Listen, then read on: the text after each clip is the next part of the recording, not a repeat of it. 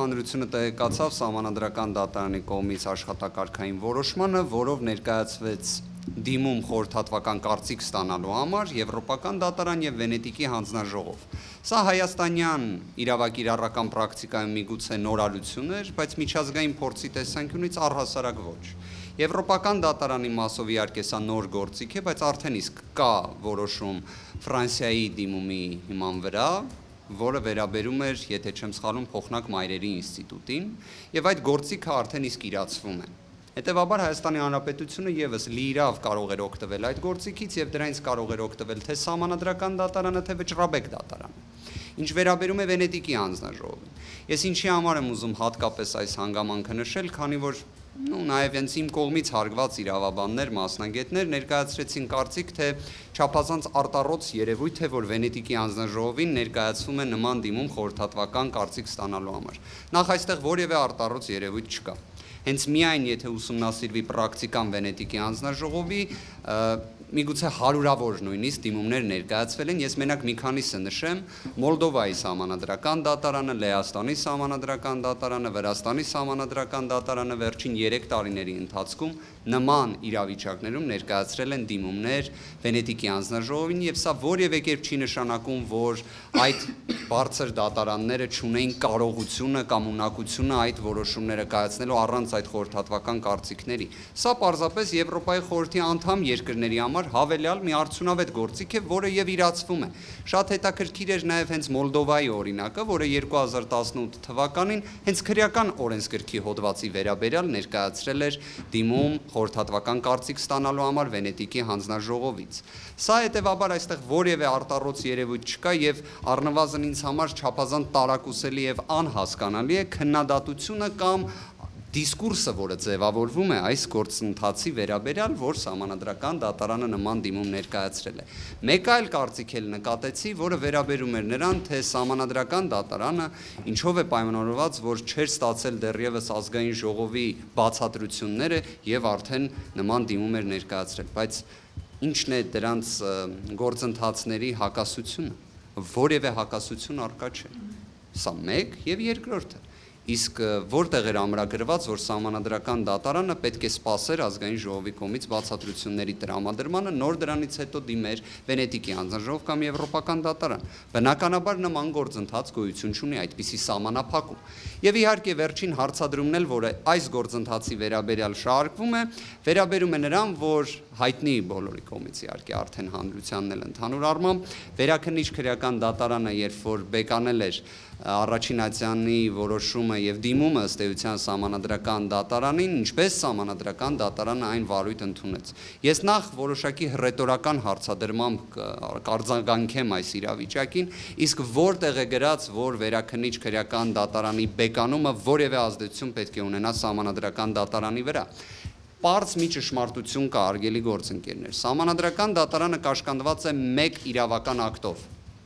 Դա Սահմանադրական դատարանի մասին Սահմանադրական օրենքն է։ Եվ միաժամանակ ինչպես ցանկացած անձ կամ պետական մարմին սահմանափակված է Սահմանադրությամբ։ Սահմանադրական դատարանի մասին օրենքով որևէ տեղ չի նշվել եւ չի էլ կարող նշվել, որ իրեն դիմումները դատարանների կողմից պետք է Սահմանադրական դատարանը դիտարկի արդյոք բեկանվել են, թե վճռաբեկության կարգով քննության առարկա են դարձել։ Եթե նման կարգավորում լիներ, ապա մեկ դիմող սուբյեկտ էր լինելու Սահմանադրական դատարան դատարանների կողմից։ Դա վճռաբեկ դատարանն էր լինելու։ Եվ միաժամանակ այն բոլոր քննադատողներին, ովքեր նման թեզն են փորձում զարգացնել, տեղեկացնեմ նաև, իսկ եթե վճռաբեկ դատարանը ենթադրենք վարույթ ընդունի այս իրավիճակում այս խնդիրը եւ գտնի, որ առաջին ատյանը ճիշտ էր, այդ ժամանակ ինչ ենք ասելու։ Այդ ժամանակ ինչ պետք է արձանագրենք, որ Սահմանադրական դատարանը պետք է նորից սկսի դիտարկել ամիսներ անց այդ դիմումը։ Ոչ, հենց նման իրավական քաոսը կանխելու համար Սահմանադրական դատարանը որևէ կերպ կաշկանդված չէ ոչ վերաքննիչ ատյանով, ոչ վճռաբեկ ատյանով, երբ խոսքը գնում է Սահմանադրական դատարան դիմելու մասին։ Եվ մեկ այլ հանգամանք էլ իհարկե բոլոր այդ քննադատությունը բարձրաձայնողների։ Խոսքը չի վերաբերում միայն առաջին ատյանի դատարանի դիմումի մասին։ Խոսքը վերաբերում է նաև հենց փաստաբանական թիմի կողմից ներկայացված դիմումի, որը եւս վարույթ էր ընդունվել եւ վերաբերում էր 300.1 հոդվածին։ Այդ երկու գործերով է, որ վարույթը փաստացի Սահմանադրական դատարանում կասեցվել է մինչեւ խորհրդատվական կարծիքները ստանալ։ Հետևաբար այդ սելեկտիվ մեկնաբանությունները, երբ ներկայացվում են, ամբողջությամբ չեն արտացոլում իրականությունը։ Եվ այս ամբողջի համակցությունը ես ուզում եմ հստակ արձանագրել, որ երբ հուլիսի 8-ին աշխատակարգային որոշմամբ դատարանի դիմումը ընդունվեց վարույթ, այստեղ է այն հիմնական էական տարբերությունը։ Անձը կալանավորված այլևս չի կարող լինել մեկ պարզ պատճառով։ Կարծում եմ արդեն նաև մեր գործընկերները քրեադատավարական ինստիտուտները բավականաչափ լավ տիրապետում են։ Կալանավորումը կիրառելու համար պետք է լինի հիմնավոր կասկած եւ կալանավորման պայմանները։ Եթե հիմնավոր կասկածը առկա չէ, այլևս չես էլ անդրադառնում պայմաններին։ Այս պարագայում հիմնավոր կասկածի առանցքը մեղը հանդիսանում է քրեական օրենսգրքի հոդվածը։ Այն հոդվածը, որը սահմանադրականության խնդիր ունի։ Այն, որ սահմանադրական դատարանը վարույթ է ընդունել դատարանի դիմումը, իսկ դիմումի բովանդակությանը դուք դատալեքսի միջոցով կարող եք ծանոթանալ։ Բովանդակություն, որը վկայում է նրա մասին, որ 300.1 հոդվածը խնդիր ունի։ Այդ պարագայում կալանավորումը առհասարակ չի կարող կիրառվել։ Ամեն օրը այս պահից ի վեր, երբ կալանավորումը շարունակում է լինել որպես խափանման միջոց, այն հանդիսանում է իրավունքի խախտում։ Եվ սա ոչ թե իմ այսպես մեկնաբանությունն է, այլ սա եվրոպական դատարանի նախադեպից բխող, մեր վճռաբեկ դատարանի նախադեպից բխող եւ ամենակարևորը իրավունքի գերակայությունից բխող, որը սահմանադրական կարգի հիմունք է, մեր 3-րդ հոդվածն է սահմանադրության։ Այս իրավիճակում մենք ոչ թե խոսում ենք քրեական գործի կամ քրեական հետապնդման դադարեցման մասին, այլ խոսքը գնում է խափանման միջոցի մասին։ Պատկերացրեք, եթե ի վերջո եվրոպական դատարանից լինում է խորհրդատվական կարծիք առ այն, որ նշված նորմով առհասարակ քրեական հետապնդում չի կարող իրականացվել, քանի որ այն այդ աստիճան անորոշ է եւ անկանխատեսելի։ Ինչ ենք պատասխանելու այդ ժամանակ այս տևական կալանավորման վերաբերյալ։ Հետևաբար իրավիճակը այս փուլում պարզապես շատ հստակ այն է, որ պետք է անհապաղ նիստ գումարվի, որը եւս կարծում եմ բոլորդ նկատել եք, թե ինչ հետաքրքիր նորարար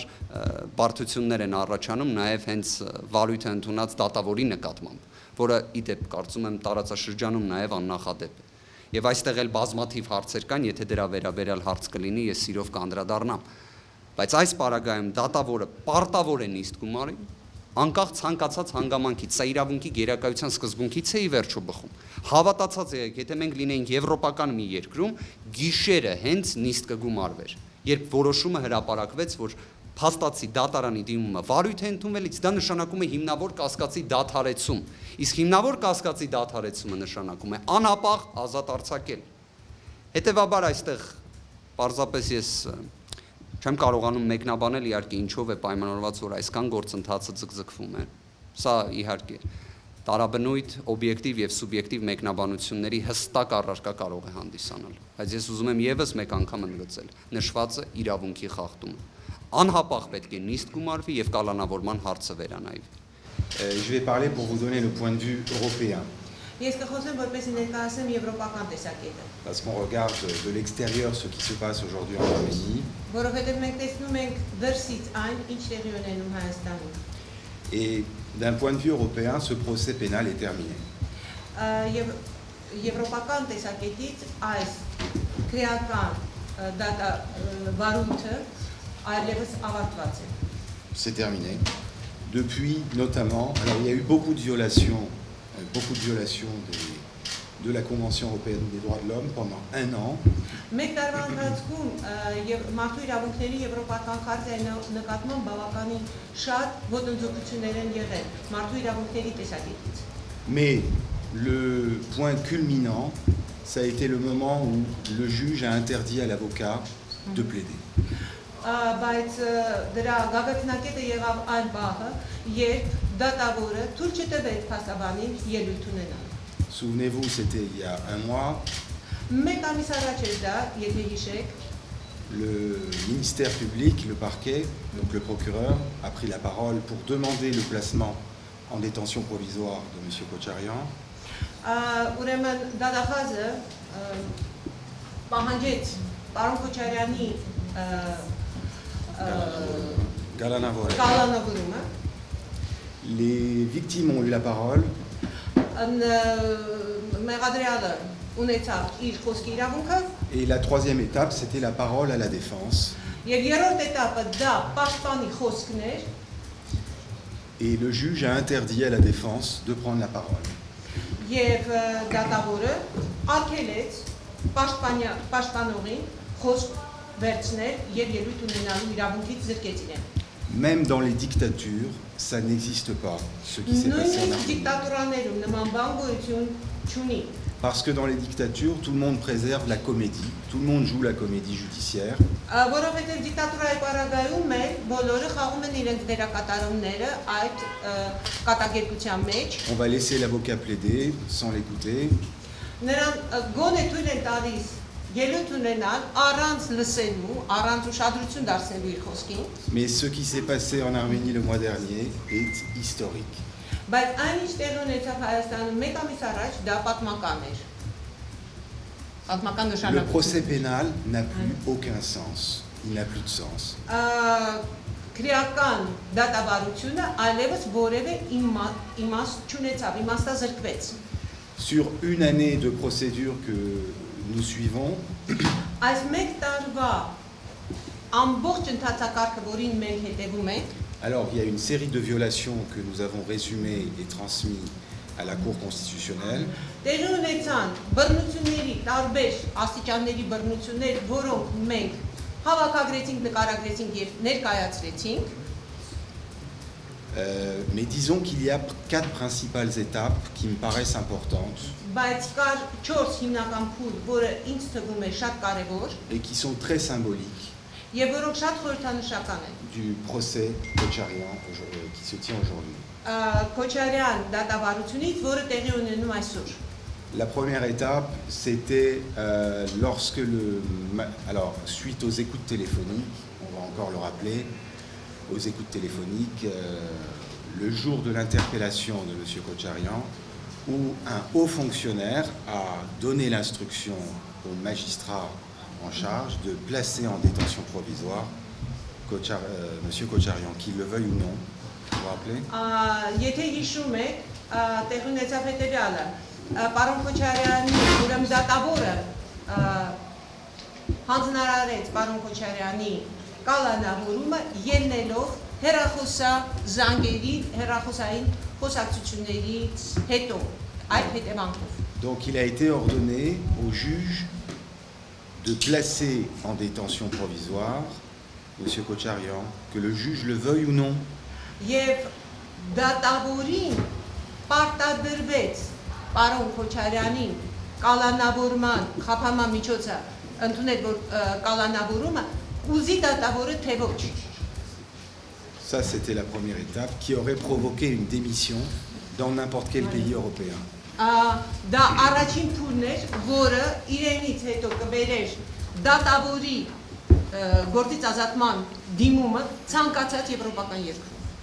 Tadavori Gamboeve Karakagan Այո, Anstanvolution. եւ քաղաքական անձնավորության։ Այո։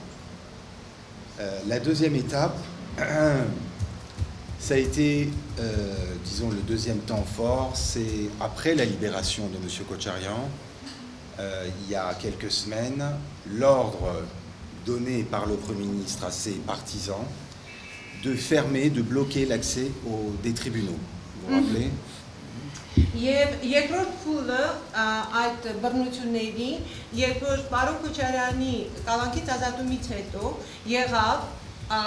վարչապետի հրահանգը նորից նրան դատարանների դռները փակելու։ C'est une forme de pression exercée sur les magistrats, sur les juges. Դա ձև է դատարանների վրա ազդելու, qui n'est pas supportable, qui n'est pas acceptable. Voilà. որը ընդունելի չէ, որը չի կարելի հանդուրժել։ La troisième étape a été l'interdiction de l'avocat de plaider, c'est ce qu'on vient d'expliquer. Երրորդ փուլը այն էր, երբ փաստաբանին թույլ չտվեցին խոսք ունենալ, ելույթ ունենալ։ Et la quatrième étape, délirante, la quatrième étape, délirante, Եվ չորրորդ զառանցանքի հասնող փուլը c'est la perquisition, la plainte pénale contre le magistrat et la perquisition dont il a fait l'objet, comme par hasard, le magistrat qui avait remis en liberté M. Kocharian. դա հակադարձել այն դատարանի նկատմամբ, որը ազատության հնարավորություն էր տվել պարոն Քոչարյանին, այսինքն անդրադառնալ եւ բարույց սկսել այն դատարանի նկատմամբ, որը կալանքի ազատության մեջ էր դրել պարոն Քոչարյանին, կալանքից ազատել էր պարոն Քոչարյանին։ Bon. Donc, d'un point de vue juridique, pour résumer, pour les juristes européens, pour ceux qu'on a consultés, on ne peut pas parler de procès pénal, c'est terminé. Եվ ելնելով իրավաբանների կարծիքից, որոնց հետ մենք նաև խորհրդակցել ենք, այլևս ավարտվել է Եվրոպացու համար այլևս ավարտվել է քրեական դատավարությունը պարոն Քոչարյանի դեմ։ Ce procès a permis de mettre en lumière une pratique judiciaire que l'on croyait terminée. Այս իրավիճակը լույս է արձակում այնպիսի դատավարական իրավիճակի վրա, որը այնպիսի քրեական իրավիճակի վրա, որը մենք համարում ենք այլևս ավարտված։ Մենք կարծում ենք թե ավարտվել էր։ Մենք կարծում ենք որ ավարտվել է։ Mais je ne crois que ça ne va pas s'arrêter. Բայց ես կարծում եմ, որ այս ընթացակարգը դեռ ավարտված չի։ Chacune des 4 violations dont on a parlé aurait entraîné au minimum des démissions. Այս 4 փուլերից յուրաքանչյուրը իր որպես հետևանք պիտի ունենար առնվազն տվյալ անձանց գործից ազատում։ Au minimum. Minimum, նվազագույնը։ Et j'ai l'impression qu'en Arménie, tout le monde dort. Իսկ թվում է թե Հայաստանում բոլորը քնած են։ Ça me fait penser aux grenouilles. Սա ինձ մտածել է տալիս գործի մասին։ Vous savez comment on tue une grenouille? Դուք գիտեք ինչպես են սպանում գործի։ Si on le plonge dans l'eau bouillante, il va rebondir, il va partir. Եթե նրան գցես եռացող ջրի մեջ, նա կցածկի ու դուրս կգա կաթսայից։ Mais si on le met dans l'eau froide, Բայց եթե նրան դնես սառը ջրի մեջ, il va rester նա կմնա մեջը։ et on va allumer le feu, Եվ եթե տակը կրակ վառես, il va rester. նա կմնա։ Et au bout de 10 minutes, il va mourir sans s'en rendre compte. Եվ 10 րոպե հետո կսպանվի առանց հասկանալու, որ սպանվում են։ J'ai du mal à comprendre l'inertie des gens en général. Ես դժվարությամբ եմ հասկանում մարդկանց իներտ վիճակը այսօր։ Je pense qu'il y a des crises au sein, il va y avoir en tout cas une crise au sein de la magistrature. Ես հասկանում եմ, որ կա ճգնաժամ դատարանների, ընդհանուր դատարանների մակարդակում։ Il va y avoir une guerre des juges. Ես կարծում եմ, որ կլինի դատավորների պայքար, պատերազմ entre les magistrats indépendants անկախ դատավորների et les magistrats esclaves. եւ ստրուկ դատավորների միջեւ։ Je ne parle pas de différence entre les bons et les mauvais magistrats. Ես չեմ խոսում լավ ու վատ դատավորների մասին։ Il y a des mauvais magistrats qui sont indépendants. Կան վատ դատավորներ, որոնք անկախ են։ Il faut leur donner des petites affaires, c'est pas grave. Նրանց կարող է ստալ փոքր գործեր եւ դա կարեւոր չի։ Mais l'important est de savoir si 1, 2, 3. Sur les 4 événements, il y en a 3 qui ont eu pour objet de faire peur aux juges. Բայց այս 4 փուլից առնվազն 3-ում մենք նկատեցինք այն փաստը, որ փորձ է արվել վախեցնել եւ վախեցրել են դատավորներին։ On va voir la résistance que va pouvoir mener le groupe des magistrats indépendants, courageux. Եվ մենք կտեսնենք, թե ինչ կտա անկախ դատավորների խիզախ եւ անկախ դատավորների դիմադրությունը այս իրավիճակին։ Voilà, et soit la bataille de l'indépendance de la justice sera remportée, Կամ այդ պայքարը անկախ դատավորների պայքարը կհաղթանակի, soit je ne vois pas d'avenir. կամ ես որևէ ապագա չեմ տեսնում։ Oui. Je peux encore parler, il ne s'agit pas, vous savez, la justice pénale n'est pas qu'une question de punir les méchants et de réparer les victimes, de donner réparation aux victimes. Ճիշտ հասկացեք, քրեական դատավարությունը միայն մեղավորին պատժելու եւ ում որին այդ մեղավորը եւ նրան տուժի փոխհատուցումը իրականացնելու մեջ չէ միայն։ La justice entraîne la prospérité d'un pays. Բայց իրական արդարադատությունը բերում է երկրի իրական բարգավաճմանը։ Je crois qu'on n'a pas vu le lien en Arménie entre la justice et la prospérité. Ես կարծում եմ, որ Հայաստանում դեռ չկա այդ կապը արդարադատության եւ բարգավաճման միջեւ։ Vous croyez franchement que des investisseurs étrangers riches vont venir investir dans un pays Դուք իրապես կարծում եք, որ արտասահմանյան խոշոր ներդրողները կգան եւ կներդնեն այս երկրում, lorsque l'ancien président de la République est en prison, alors que l'ancien président est en prison? եթե տվյալ պետության նախկին նախագահը բանտարկված է, երբ որ այդ նախագահը բանտարկված է։ Ça, c'est de la naïveté. Սա միամտություն է։ C'est ne rien comprendre au mode de pensée des grandes fortunes. Դա բոլորովին չի համապատասխանում մեծ կապիտալների, կրողների մտածելակերպին։ La sécurité juridique est la condition du développement économique. Իրավաբանական անվտանգությունը հանդիսանում է միակ գրավականը բարգավաճման ներդրումների եւ այլն։ Pardon pour cette digression,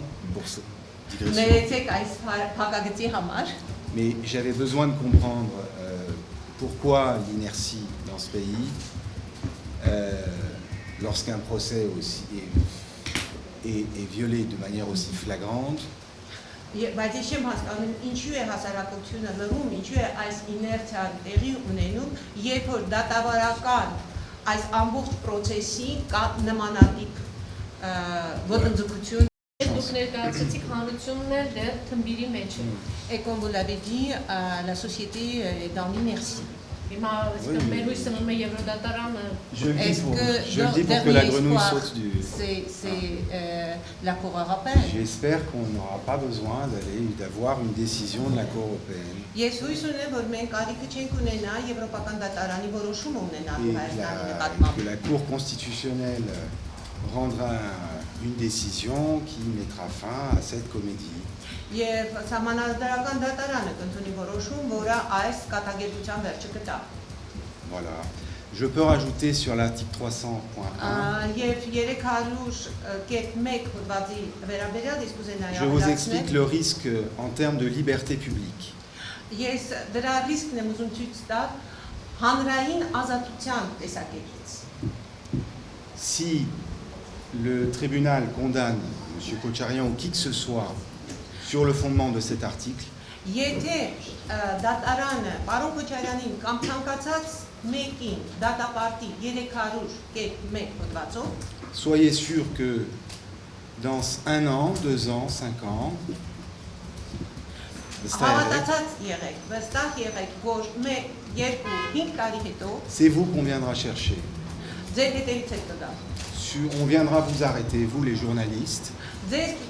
կկալանավորեն ձեզ լրագրողներին, les avocats, փաստաբաններին, les opposants politiques, քաղաքական ընդդիմադրին,